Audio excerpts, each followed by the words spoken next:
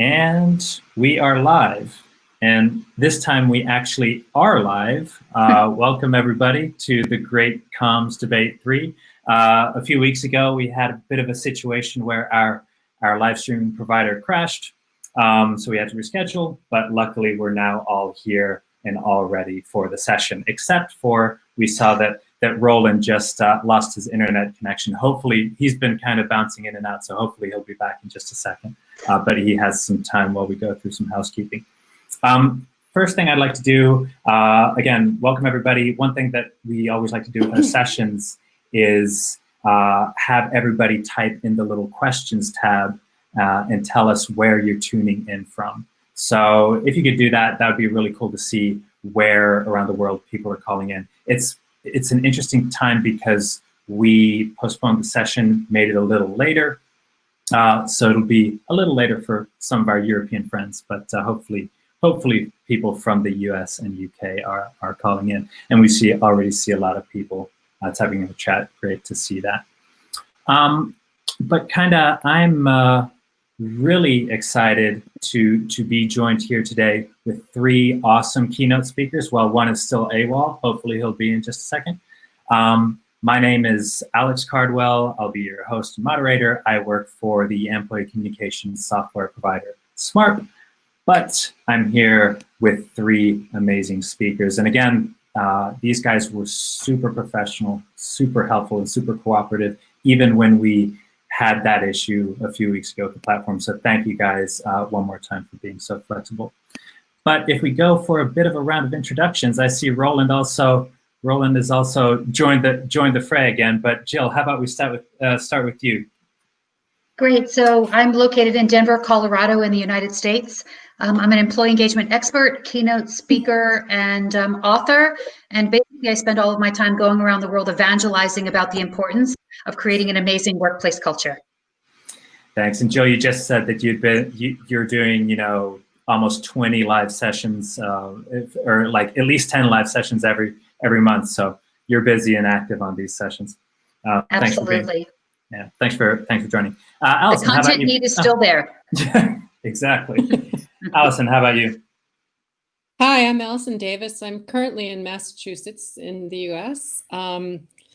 And I am CEO of Davis & Company. We're one of the leading firms in reaching, engaging, and motivating employees, helping our clients do that. So going to be some interesting conversation today about how the world has changed and how you go about engaging people.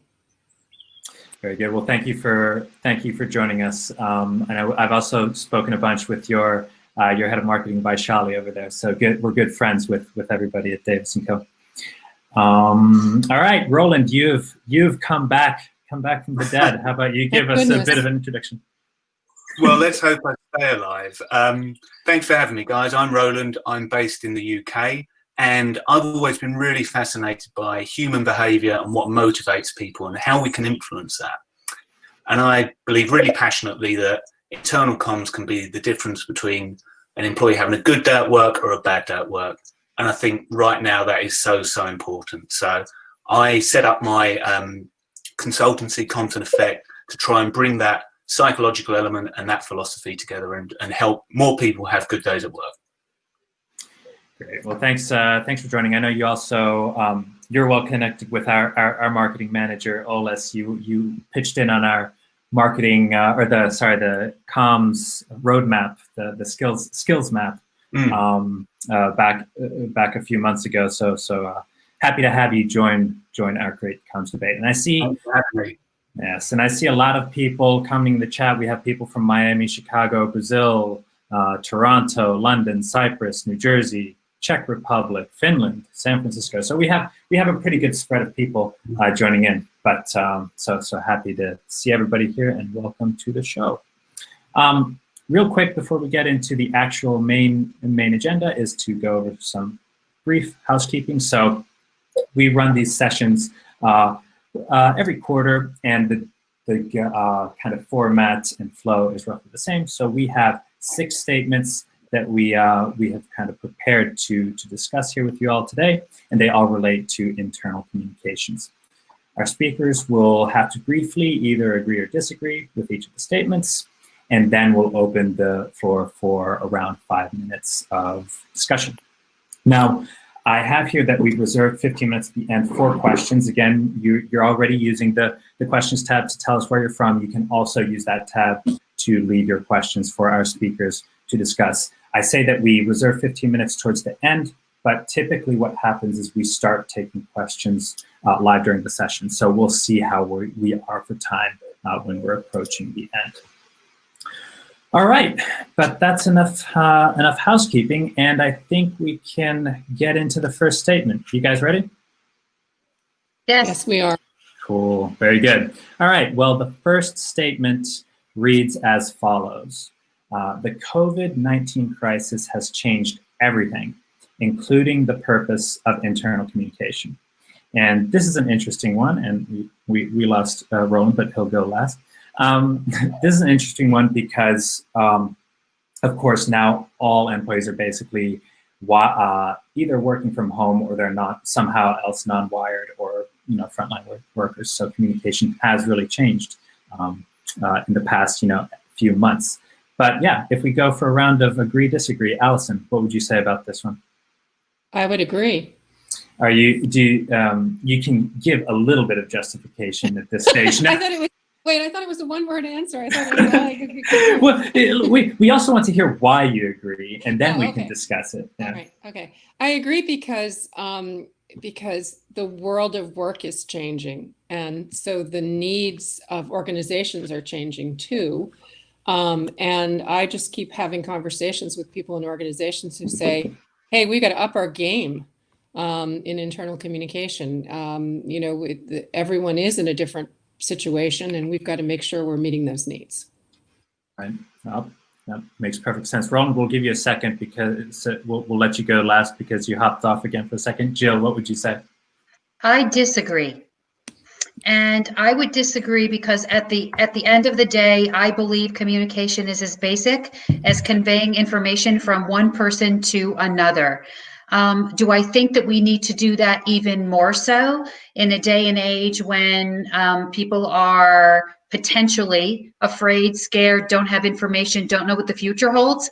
Absolutely. So I agree that we have to up our game, but I believe at its fundamental core that the tenets of effective communication have not changed. We just need to do more of it. And I also want to speak to the COVID-19 crisis has changed everything. That I agree with. But I agree with that in a positive way. I believe this world was ready for a shift. I think the trajectory that we were on was negative and that we needed to press the reset button. And I believe COVID-19 has done that. All right, excellent. Roland, how about you? What do you feel about this statement? Well, similar to Joe, actually, I disagree with the second part because, of course, you can't separate what's happening in our personal lives from what's happening at work.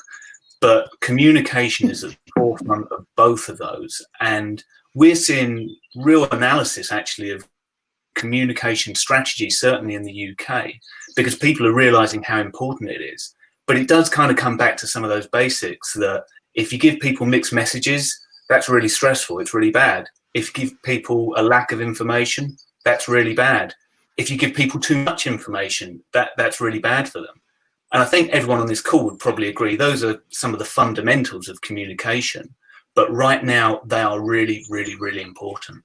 So I think internal comms has got a really important job at the moment to focus on getting those basics right, being the voice of employees back into the business, but also looking at our role as journalists and editors and how we make sure that we give people the right amount of information, not too much, in the right way that they can access it easily.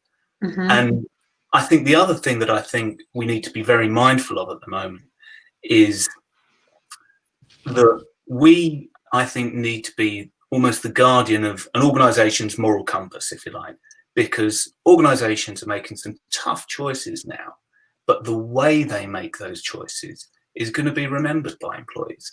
And I think we've got an important role to play in being brave and reminding our organizations of that. Well, can I just add something. Debate? Can I debate? Now we're opening it up. And Alison, I was going to say that I'm going to let you defend your statement here. I know you had followed up with this with a little more context here, that comms shouldn't just be about sharing news with employees. Maybe you want to expand on that, or expand on something else you were. Yeah, I mean, where Jill and Roland are going I think speaks more to the potential of communication than what many organizations were able to achieve before COVID-19. I agree with all of you, both of you, in terms of what you say communication should be. I think this is the time that many of our clients are actually able to do things that they weren't able to do before, like be more transparent, like be the moral compass. I mean, Jill, I like what you said about reset, because I think this is a great potential for communicators to reset the role of communication in their organizations, to take on more. Go ahead, Jill. Yeah, I agree completely. And I can't tell you how many times people say to me at business conferences, Jill, you're asking me to do these things, but I don't have a seat at the table. Right. Well, you know how you get a seat at the table? You get at the seat at the table by having courage, having confidence, by speaking up, by bringing to the table solutions to problems that your organization suffers from, by saying, the way we've always done this really has not been as effective as we want it to be. So let's try something different. And I'm going to propose what that different looks like. Right. And so there's such an opportunity for people to add value if they have the confidence and courage to not put their head into their foxhole and hide so that they don't get shot at. And so they actually act as a leader and somebody who can take advantage of the situation and see this as an opportunity and move the function and the organization forward. Yes. Yeah, and I would build on that and say that it's forced a lot of people to be brave and to do things that maybe we'd thought about doing, and maybe we'd put a big business case forward for and said, yeah, maybe we could test this, maybe we could try doing these virtual meetings. Now we just got to get on and do it, and we've done it, and we've done it with flying colours, which is great. And things have gone a bit wrong, and it's not been terrible. We've rolled with it. So right. I think as we move forward, part of what we need to do is pick the best bits of what we've done through necessity, but also think about what are some of the other brave steps we can start to take. Mm-hmm. So maybe we're not in such disagreement after all. That's the beauty of it when you talk it out. Is there any element? I see Holly had an interesting question here about cutting through all the info out there and making sure that internal comms as a function in the company are trusted. There's lots of research now that states that employees want to hear about, for example, about the COVID crisis.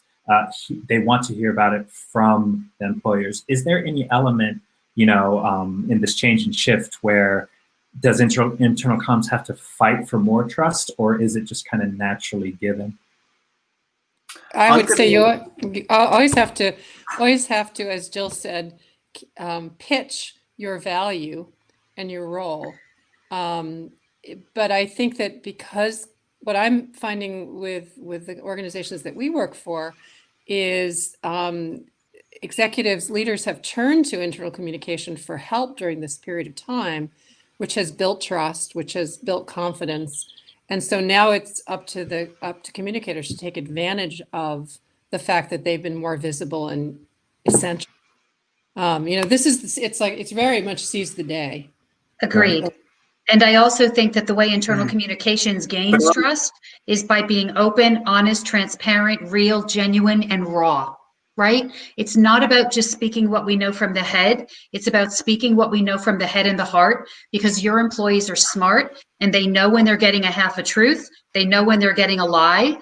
And, it only takes one or two communications like that for your employees to turn away from internal communications and potentially begin to distrust your senior leadership team, which is the first step toward active disengagement. Exactly. So, I think in all honesty, there's a good comment here. I don't know if this plays into it, but, given the kind of the seat at the table and, all the kind of seize the day mentality with communications, There's a comment by Bruno in the chat that, so in a funny way, has this crisis accelerated the modernization of internal comms? What do you guys think about that? Yeah, I think it has. Roland.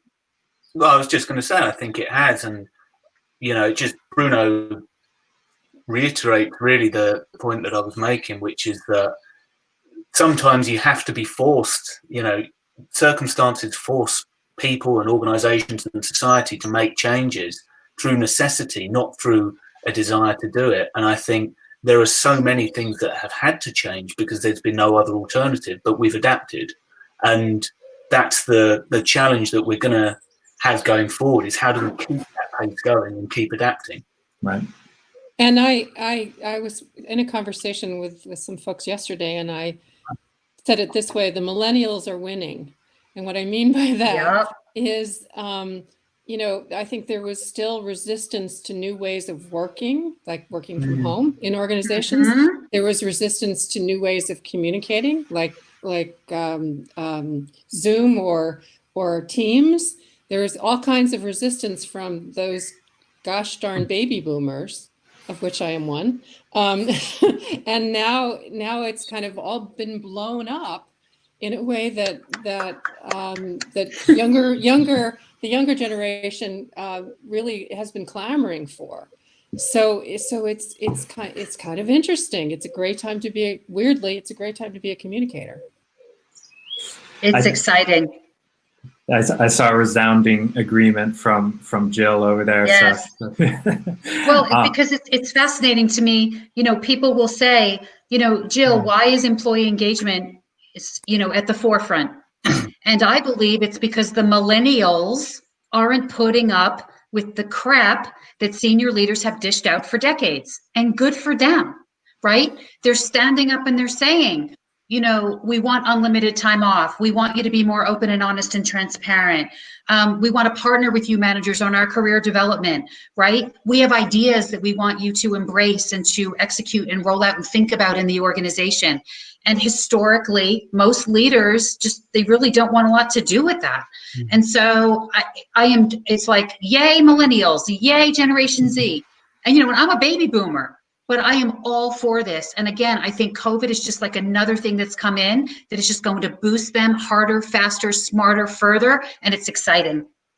I think I agree with that. I think the one thing to be mindful of, and the one thing that I'm very conscious of, as people start coming back to work and we start coming back to new normal, whatever that is that people will have had very different experiences while they've been away from the workplace. For some people it's been wonderfully liberating and exciting, but other people will find it tough and stressful and really difficult, and other people will be really unsure about what the world of work is going to hold for them when they get back. So I think internal comms has got a really important role there in how we reintegrate people and move at the right pace. When we start moving, when we're getting into the new world, we move at a pace that people feel comfortable with, but actually we do bring them along with us. Exactly. I know, guys, we could talk about this topic for days, but we have 5 more exciting statements. So I think we're going to have to go on. You see, this is what I mean. We can never kind of stop. We never stop. We get excited and we keep talking. But let's head on to the next statement. I know we had a bunch of other great questions in the chat, but we'll pick them up as we go along. All right. The next statement reads, COVID-19 has again shown the power of stories, but IC is still bad at using them. Now, this one is really close to my heart, being mostly working in marketing, and I'm big on storytelling. So you don't have to convince me about the power of stories. But Roland, since you went last time, how about you go first here? Do you agree or disagree? Is he frozen? He looks frozen. Well, we'll keep on going. And Jill, how about you go first now? I agree.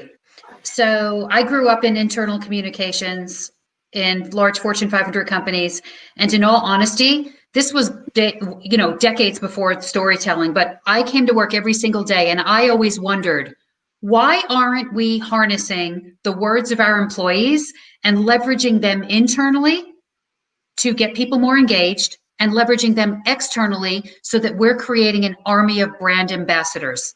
I never understood that. I didn't understand why internal comms and marketing weren't partnering more to again, so that the company isn't saying, look at our amazing products and services. Yeah, we were leveraging our customers to say some of that. But when you're in an organization, you've got hundreds or thousands of people who can vouch for you and who can share those amazing stories that cause customers and potential customers, shareholders, to become a fan, to buy your products and services, to follow you, to buy your stock. And it always surprised me that we never harnessed employees to do that in a very strategic, methodical way. And so I think it's a huge opportunity. All right. I could not agree with you more on what you're just talking about. But Roland, how about we hear your thoughts on the view now that you're back? Well, I agree with that statement as well. And I think in internal comms, we're really good at giving examples, but then we don't invest the necessary time and effort to actually build those out in stories. So I think what I'm seeing is a lot of organizations are using their platform to allow employees to share their own stories, which I think is great, because it helps people to feel connected. But I think IC needs to build on those. I think it's about using some of that journalistic skill that I talked about earlier and creative license in not having 100 examples, but having one or two really great stories that move people and engage people and people remember. And I think is the best example. We're seeing it at the moment. There are millions of people in the UK doing fantastic things, raising money for charity, but we all know one, and that's Captain Tom, the 100-year-old guy who's walking around his garden and has raised 24 million quid. And that's one amazing, perfect story with a hero who's got a challenge and he's got to overcome adversity. And best of all, we can paint ourselves into that story by helping him raise the money. But that only happened because his family and the BBC told his story in an interesting way. So I think, we need to find our own Captain Toms, and it'd be great to hear from people in the audience about some of the stories they've had that have really, really got that emotional engagement. Exactly. But as Tim points out in the chat box, we need to leave that story in truth. We need to leave that story the way it was really told, right? We vet that story through the senior leadership team. We vet that story through legal. We vet that story like blah, blah, blah, blah, blah. And the next thing you know, the story isn't real and genuine and raw. And so it loses its power because it's not, again, we've massaged it to the point where it's corporate. And that's not good either. Well, and I love this statement about finding our own Captain Toms, but we still have to hear from Alison. What are your views on the subject? So I'm going to disagree with the statement. Oh. And the reason I'm going to disagree is because of the way the statement is written, which is IC is still bad at using stories. And I'm going to agree with Marco in the chat, who says, is internal communication a vehicle for management to communicate with employees, or rather a platform for employees to share stories and be heard by everyone in the organization?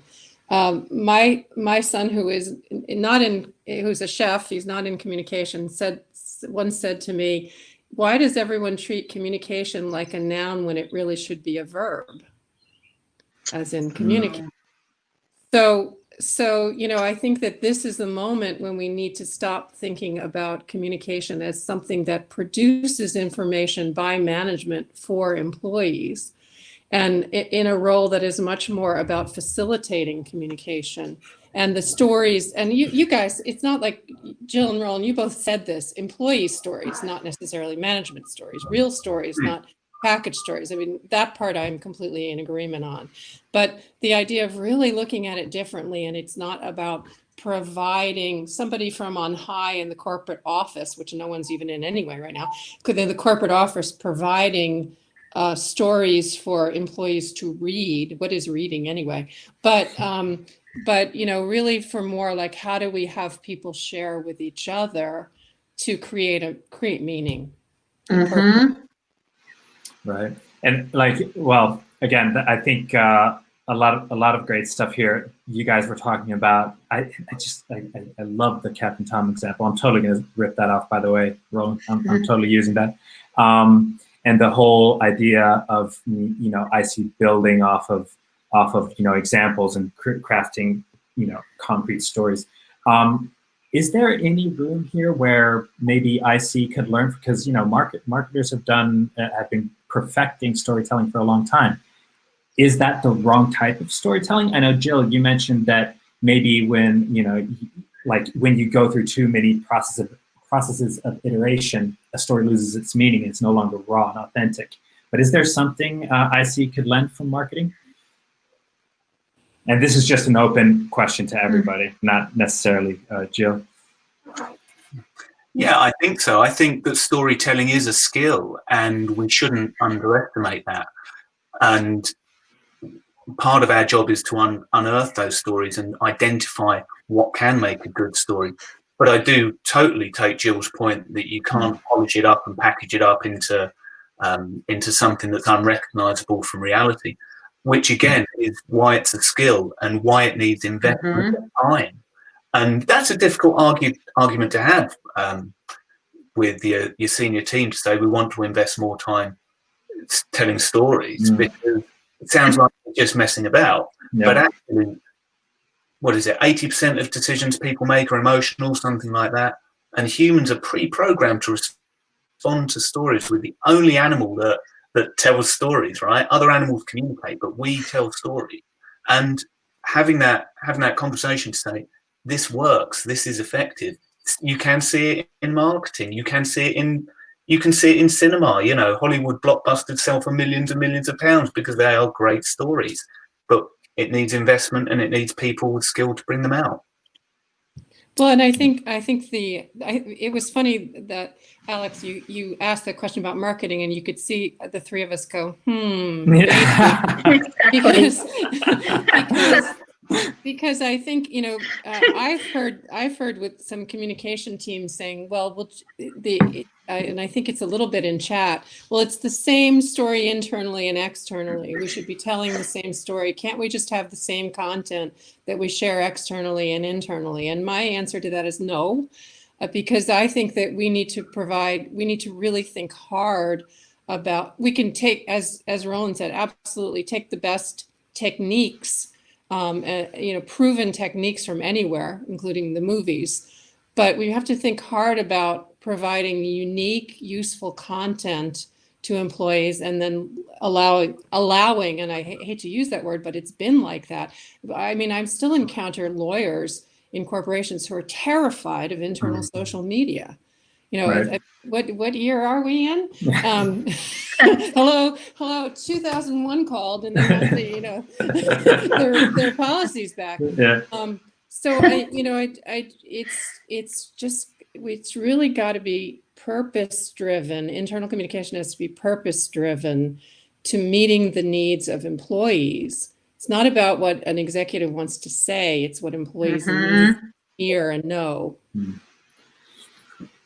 Very good. All right. Well, I think in the interest of time, I would be happy to talk about storytelling all day, but in the interest of time, I think we should move on to our third statement. And I think this is going to be a fun one, because Jill, you have been talking about being open, real, and raw. Oh my gosh. The statement here reads, internal comms professionals need to challenge the C-suite when they do not want to communicate openly, honestly, and transparently. Jill, what do you say? Strongly agree. And why is that? In all honesty, there's a part of me that is shocked that I never got fired, because I just have zero tolerance for political correctness, BS, a half truth, not the truth. Like, you got to be kidding me. I don't buy that at all. And, when I led internal communications in 2 different large companies, I was writing for the CEO. And so, I would give them a communication and it would come back all red penned up. Legal had looked at it. I didn't recognize the thing. You literally could have pulled off our logo and stuck any other Fortune 500 company's logo on that communication. You wouldn't have known the difference. And I just thought to myself that it's internal communications responsibility, in my opinion, to have their finger on the pulse of the employee body and to communicate that pulse to the senior leaders. And to ensure that the communications, again, are real, raw, direct, transparent, honest, open. And to the extent that they edit these communications down to a watered version that an employee is going to look at and say, you know, this really sucks, or this doesn't have any meaning to me, or wow, this is disengaging me as I'm reading it, it adds no value. And so if you're in an organization where that's happening, in my opinion, it absolutely is your responsibility to stand up and be courageous and self-confident and to speak to your senior leaders and let them know why this is not effective, right? Not just that this isn't effective, but why it's not effective. Ooh, that's my take on it. I'm feeling the heat all the way across the planet here in Helsinki. I wouldn't dare disagree with Jill now. so you know, with that. But then again, that's my personality. Do you know what I'm saying? I'm wired that way. You know, I like truth. I like honesty. Like, let's lay it out on the table and understand where we are so we can all deal with it. But I know a lot of people don't like the truth, right? So with that, Roland, maybe you wanna take a crack at this next, agree or disagree? Yeah, sure. Well, look, I mean, I agree. We obviously do need to challenge them. It's not just the C-suite, it's actually anybody who's got influence. And I think the role of leaders has been really fascinating over the last few weeks. And one of the real positives people have told me about is greater authenticity. Because, you know, when your CEO is hosting a webinar and the cat wanders in and kicks the screen over, that's brilliant. Yeah. It's a real leveler. And what I've heard from some of my colleagues that I've asked is leaders becoming much more self-sufficient with their own comms, and they're owning it and taking more ownership of it, more informal and much less corporate, much less of that jargon that we hear about. So I think there's been some real positives over the last few weeks. But you're totally right. And I think at the moment, this is potentially a test of values, and leaders should be the embodiment of an organization's values. You know, those posters that we've all got back in the offices that are probably getting really, really crinkly now. But are our leaders living those values in this time of crisis? And if they are, then that's brilliant. That should be part of the narrative. But if not, the employees will be noticing that. And that's the organization's reputation, and it's the leader's reputation. So playing that back is really powerful. But the last thing I would say on that is, yeah, I agree. We do need to challenge leaders to do all of those things. But why might they not be open and transparent all the time? It's probably because they're afraid, and it might be afraid of looking like they're weak or they don't have all the answers, and which ironically are very, very kind of human emotional responses. So I think as well as challenging them, we should remember that leaders are, you know, they're humans too, and we should be challenging them, but also empathizing with them. And Alison, you've been of differing opinion the past two rounds. How are you gonna go on this statement? Well, I actually agree with the statement, but if you are a communicator who's a shy person, who's different, has a different type of personality, let's say than Jill, then just saying, then the question is, how do you go about this if you can't be in if you don't feel comfortable in a challenge role?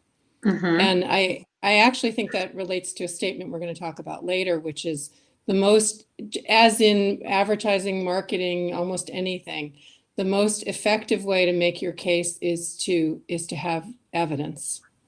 So it's not just you speaking, especially if you're shy or retiring or you know, for whatever reason. You know, culturally, if you feel like it would be disrespectful, one of our clients is a Japanese bank, and you don't go in with your guns blazing to the senior executives. You know, It's just very different. Right. So then you have to really think about how do you make your case for openly, honestly, and transparently, and employee. The more you have in terms of employee research or metrics or evidence, the stronger a case you can make, even in a sort of modest and unassuming way.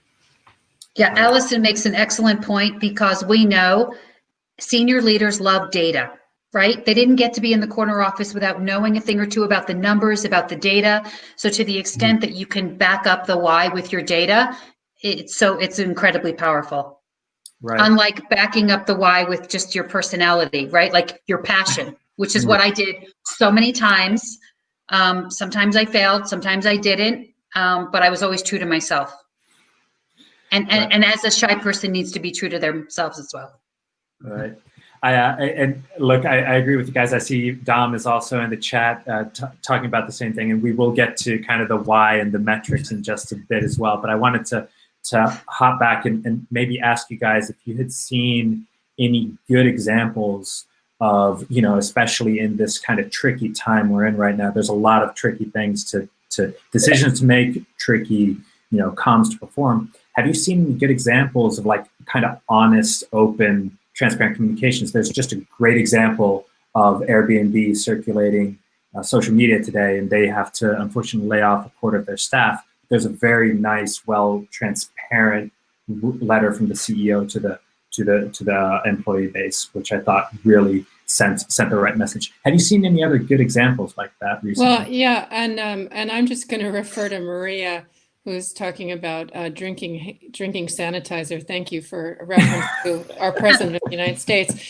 In the United States today, during the crisis, the heroes of the story are governors. The governors of the states. And there are so many governors who have just been examples of transparent, relentless, and just there every day talking very honestly about what the situation is. And so here in the US, I think they're really exemplars of great leadership communication.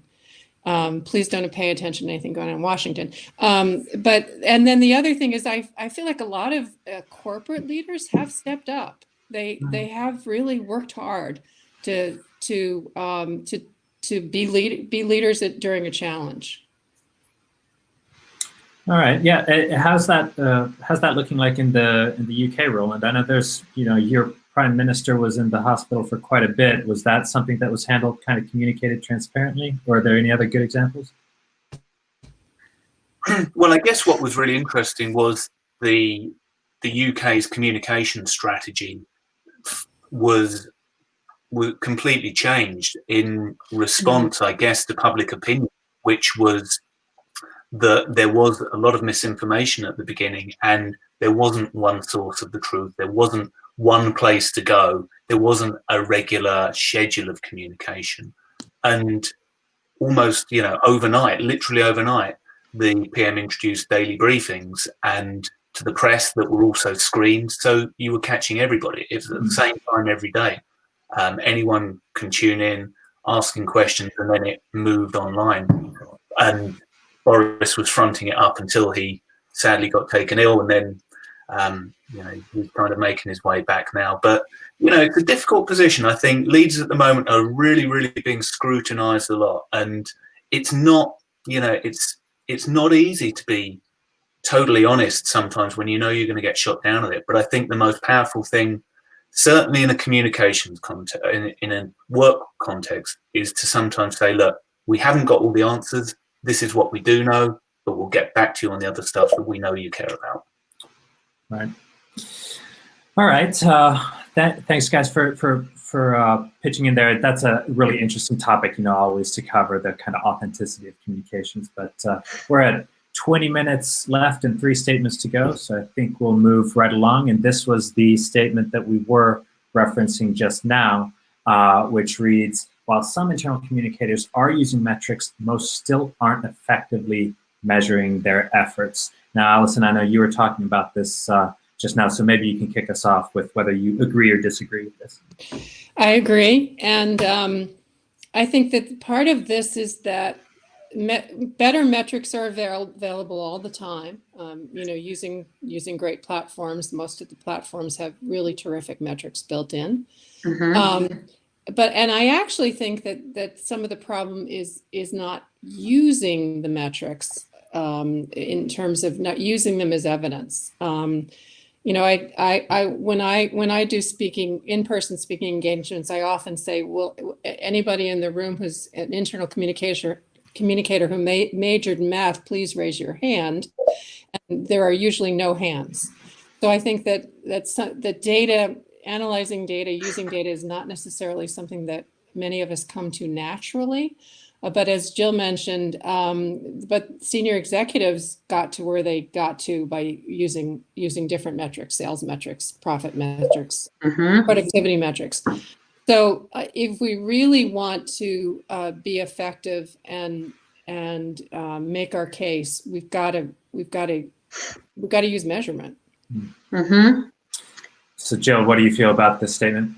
I agree with this completely, but you need to measure the right thing. So, many times I'll see an internal communications function say, oh, well, Jill, this is how many articles we wrote, or, something along those lines. And I'm like, no. You have to measure your value. You have to show the C-suite that you're adding value to the organization.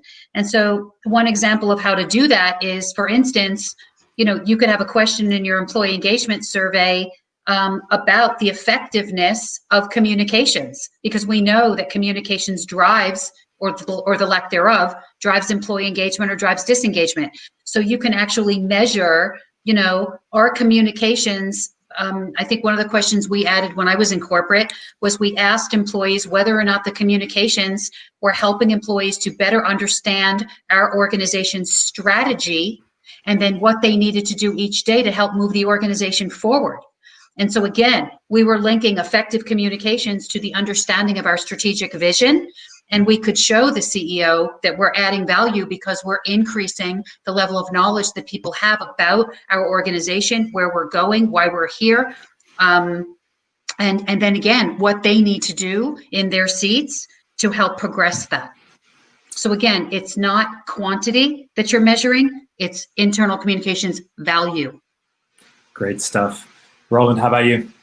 Yeah, I mean, I being a bit picky, I take issue with the question that it's not about measuring our efforts, but it is, as Jill rightly says, it's about measuring the outcome of those efforts. And it comes back to the strategy, which is what we're trying to achieve through communication, what's the business objective. And sometimes that's pretty straightforward, because to give you an example, I was working with a client who wanted to drive reporting of suspicious emails. There are a lot of suspicious phishing emails. They wanted employees to be more cognizant of them.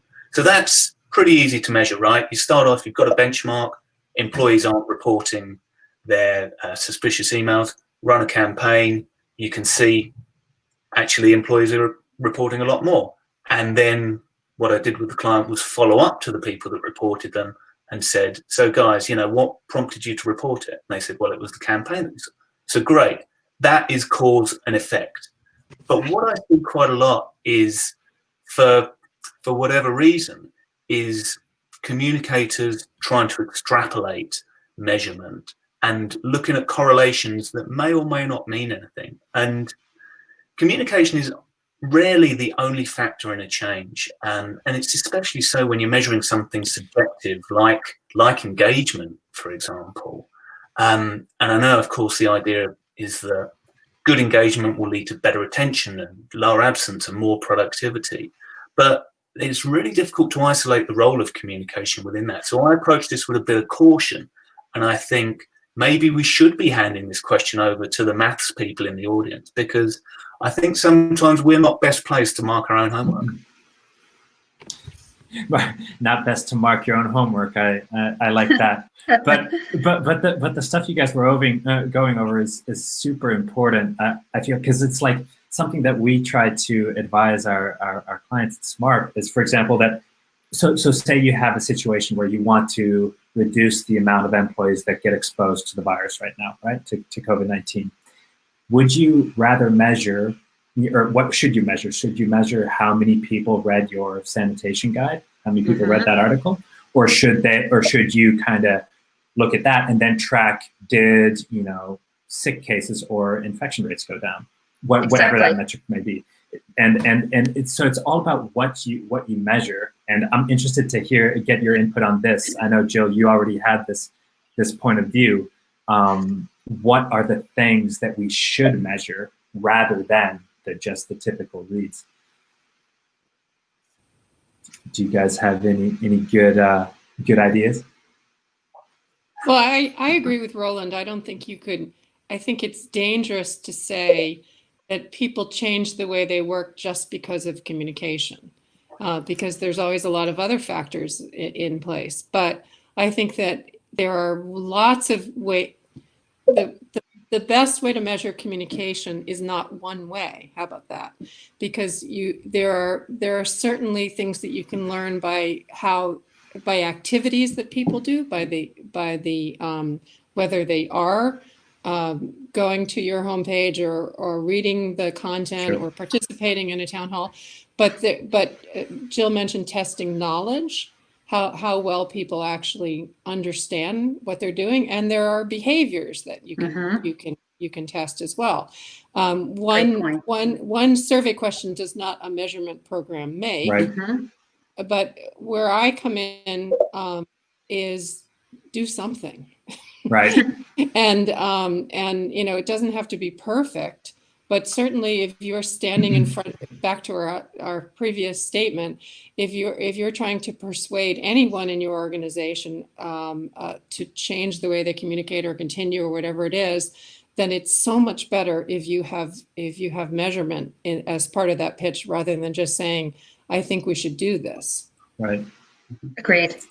Yeah, I agree. And I think I'm being a little bit naughty because, of course, I agree. I agree with everything you said, but I think we do have a tendency sometimes to seek measurement to back up the arguments and the ideas that we've already got, whether it's to get a bit more investment into our budget or whether it's to influence the CEO to do something that we think is right. So I think we've got to be a bit cautious with it. But the one thing I always come back to is that there's one really free and really easy way of measuring stuff, and that is going out and talking to employees. And 9 times out of 10, they're really, really happy to give you feedback. If you say, how can we improve communication? Did you hear that? How did it land? What could have been better? People will tell you. Right.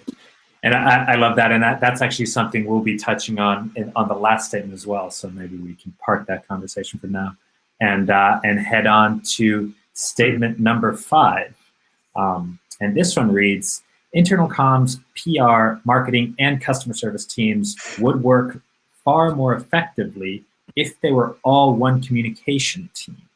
I know that's a bit of a long statement, but Roland, maybe you want to kick it off and agree or disagree with this. Sure. Well, actually, I agree with this because for me, this is about gaining trust through consistency. So if you work backwards, I guess, from the employee's point of view, think of their experience. Employees are customers. Employees are shareholders. Employees are consumers. Employees read newspapers. So employees can actually sit across the outputs of all of those groups. They've got full visibility of everything an organization is saying. So if there's any inconsistency in how those narratives align, the employees are the ones that are going to spot it. They're going to see the reality gap. And if they do, what happens? Well, they lose trust. And we know how important trust is at the moment. It's, coming back to some metrics, organizations that have got high trust have 106% more energy at work, which just sounds exhausting actually, but that's why it's so important. And I would say that an organization actually can't afford not to have their stories aligned across all of their teams. Great stuff. Jill, how about you? I agree with this statement. As I said earlier, being in internal communications, I never understood why the messages that were coming out of PR, marketing, customer service teams, and internal comms were not aligned. right? Because the truth of the matter is, we would work on the employment brand, and then they would work on, then there'd be an internal brand, and then there would be a recruitment brand, and it would be like, seriously, like, we're one company, right? We need to put one face forward, and we need to say this is who we are, and then we all need to be it. And so I just really feel like my internal comms team would have worked much better. Like, things would have worked a lot better if we were all on the same communication team. It didn't work with us being dispersed. There was a very clear internal, external. And again, I think because of that, we showed up differently. We had different key messages. I think people had different ideas about what our brand was and what our brand promise was. We had an external brand promise, an internal brand promise, and that's just all confusing. So I think that by putting everyone on the same team, you would almost force, if you will, that consistency, like Roland said, which is so critical, because we tried to do it without being on the same team, and it didn't work. Exactly. How about you, Alison? Agree or disagree? Maybe. There's no middle ground here. I actually think it depends on the organization. I think there can be a disadvantage to internal comms being part of the external communication team. And the disadvantage can be if the organization is so externally focused that by being on the big team means that internal communication would actually get short shrift. Although I know a lot of communicators who would say, please never let me report to HR. There are some organizations where, because internal communication reports to HR, it's much stronger. If the HR group is strong, if HR is really the advocate for employees. So I agree that I agree with the point that communication absolutely needs to be coordinated, but sometimes being part of one team puts internal communication at a disadvantage in organizations. It just really depends on the culture and intent and a lot of things in an organization.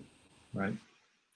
And this begs the question, an interesting question that's actually come up in previous debates as well, is where does internal communication sit?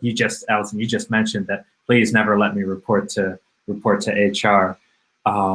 What do you guys think about, like, where ideally would internal communication sit in the organization? Well, worse than reporting to HR is reporting to legal. So, oh gosh, shoot me. Choose your own adventure. Yeah. Well, hopefully no comms person has to go through that. Jill and Roland, do you guys have any ideas? What would be an ideal scenario?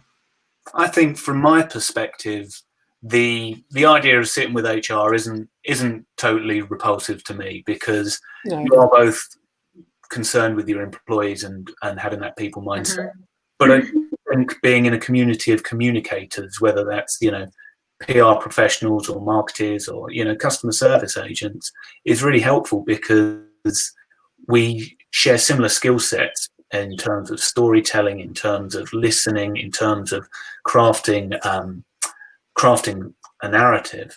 And I think by working with like-minded people like that, you actually start to up your own game and share some of the skills that you've got. See, Holly is living the nightmare. Yeah. Reports to HR, which reports to legal. Like, oh gosh, shoot me. That's horrible. The chain of doom. So I actually think if internal comms isn't going to be a standalone function, that it does belong in HR, because if we think about it, I've heard the number that 80% of internal communications are HR related. And so I know when I had a team of 18 people reporting to me, 6 of those people were dedicated to HR. The other 12 people were dedicated to each of the business units, right? We even had someone responsible solely for supervisor communication. And so I just feel like, again, if you've got a strong HR organization and a good CHRO, you can make a nice home there. Very, very good. Well, look, guys, we have 6 minutes left. I feel like we may run a little over on this last statement because it's such an interesting one. But for everybody that can stick around, please do. So let's go ahead and head to the last statement, which reads, face-to-face has and always will be the most effective form of communication. And of course, now, you know, with most people working from home, etc., face-to-face communication can be a little difficult, or it needs to change somewhat. But maybe, Jill, you want to kick us off with this one. Agree or disagree? I strongly agree with this statement. I don't know if it's because I grew up in the communications function, but I think there is nothing like face-to-face communication. So a quick story. So years ago, I was doing online dating, and these men would like want to email me and email me and email me. And I'm like, what are you doing? I'm like, the only way we're going to know whether or not there's a connection, right? And whether or not there's chemistry is if we meet, right? Anybody can do good email. That's what I always said. And so I just feel like there is nothing that replaces face-to-face communication.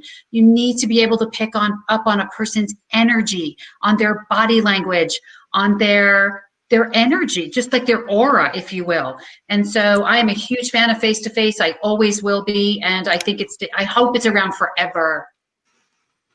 All right. Alison, how about you?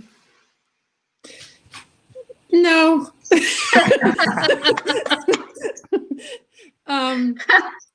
Love it.